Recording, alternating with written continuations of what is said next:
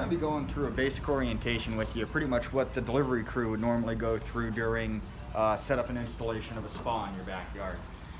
We're right in the middle of the whole COVID-19 crisis right now, so our delivery crew is kind of doing a little less person-to-person interaction, hence the purpose of the video. When you get your spa, you're going to have a spa startup kit. It says Spa Care Kit on the box. We call them startup kits here. Inside, you're going to have 3 bottles. You got Spa Dry Acid, which has an arrow down. That's going to be a pH adjustment downward. Spa Soda Ash, up arrow.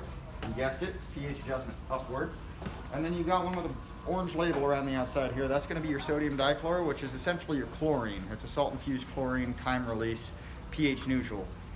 Always use this stuff. Don't switch to bromine, don't switch to liquid chlorine, don't switch to tablets, don't do any of that. Stick to this dichlor with our spas. The spa will last 20 years plus. Also inside, if applicable, depending on the spa, you'll also get a bottle of the natural. When they drop off the spa, you'll notice that they'll put in 2 tablespoons of your sodium dichlor in this entire bottle, given the size of the tub, into the hot tub to run. And it's really all there is to it on the very first day. There's not a whole lot else you need to do, aside from maybe set the time and go through a couple other settings. Check out some of the other videos on the website below. This way here you can see how to set the time and see how to set your filter settings if that is something that you want to do today.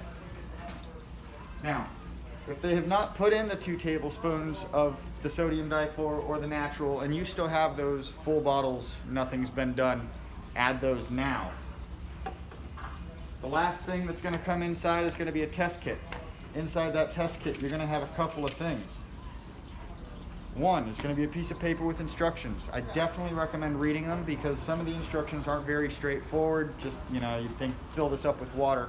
One example is you have to put this in 18 inches and actually get a good dose of water from the middle of the tub. Then you're going to have your phenol red. This is going to be used to measure your pH. And your yellow here, your OTO fluid, is going to be used to measure your chlorine. Water right out of the tap, your chlorine should be measuring somewhere between the 0.6 and 1.0 on the scale here. So if I were to take this test kit, dip it in the water or so and show you, what we want to do is we want to get the water level right about to where those lines are. And we're going to add 5 drops of each into the correct size. If you get a little bit of this in your hot tub water, it's not the end of the world. Don't freak out. Just turn on your jets. Let it mix around and give it a couple of minutes. It will dilute into the larger amount of water. Now, new water, this isn't too far off. My pH is just a little tiny bit low, pretty close to ideal on the scale. And my chlorine is just between the 0.6 and 1.0. Now mind you, this is the test kit that I use here in the store all the time, so it's a little faded. Another thing that you will get is going to be a white backer board piece behind this. It's kind of like if we were to use this piece of paper, it's going to help differentiate the colors a little bit better. But that white backer board piece is specifically for that use. Now, after you've tested your spa, what you want to do is you want to get your pH to be ideally between 7.6 and 8.0. The closer you can get within that range, the nicer the water is going to be to you, and the more agreeable it's going to be as you add your chlorine throughout the next couple of days.